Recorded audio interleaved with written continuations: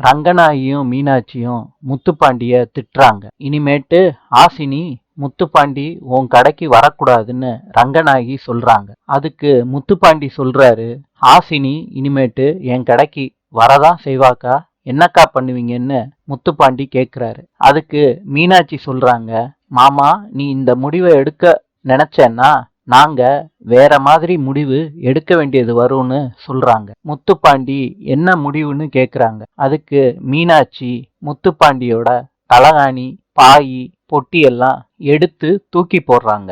முத்துப்பாண்டி அதெல்லாம் எடுத்து வைக்கிறாரு. இத கேட்டுக்கிட்டு இருந்த ஹாசினி கடுப்பாறாங்க.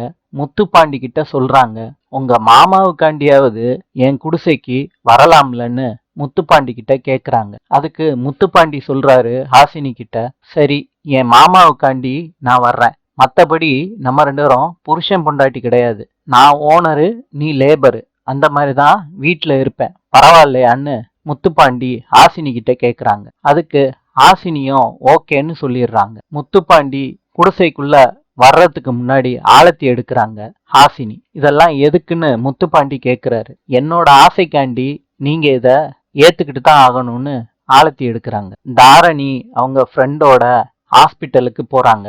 அப்ப டாக்டர் ஒரு அம்மாவுக்கு ஊசி குத்த ட்ரை பண்றாரு. அந்த அம்மாவும் ஏத்துக்கல. வாக்குவாதம் நடக்குது. எனக்கு ஊசியும் வேணாம் ஒண்ணும் வேணான்னு அந்த அம்மா சொல்லிட்டு போறாங்க. அதை பார்த்த தாரணி சிரிக்கிறாங்க டாக்டரை பார்த்து. அதுக்கப்புறம் தாரணி போறாங்க.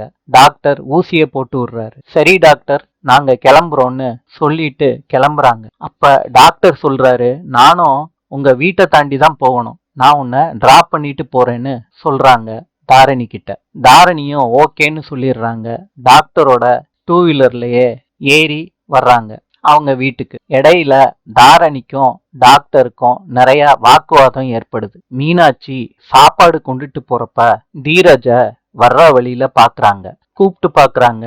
தீரஜுக்கு கேட்கவும் இல்லை. அதனால தீரஜ் அவங்க வழியை பார்த்து போய்கிட்டு இருக்காங்க. அப்ப மீனாட்சி அவங்க ஃப்ரெண்டு கிட்ட சொல்றாங்க, தீரஜ் என்னைய சுத்தமா மறந்துட்டாரு. மீனாட்சியோட ஃப்ரெண்டு சொல்றாங்க, தீரஜுக்கு எந்த நினைப்பும் இல்லாம தான் உனக்கு காதல் பரிசா தங்க மோதிரம் கொடுத்தாரா, அதுவும் அம்புட்டு ஒசத்தியான மோதிரம். மீனாட்சி சொல்றாங்க, நமக்கு தான் அது விலை ஒசத்தியான மோதிரம், அவங்களுக்கெல்லாம் அது சாதாரணமான தங்க மோதிரம் தான். அவங்க யாருக்கு வேணாலும் அந்த மோதிரத்தை அன்பளிப்பா கொடுப்பாங்க.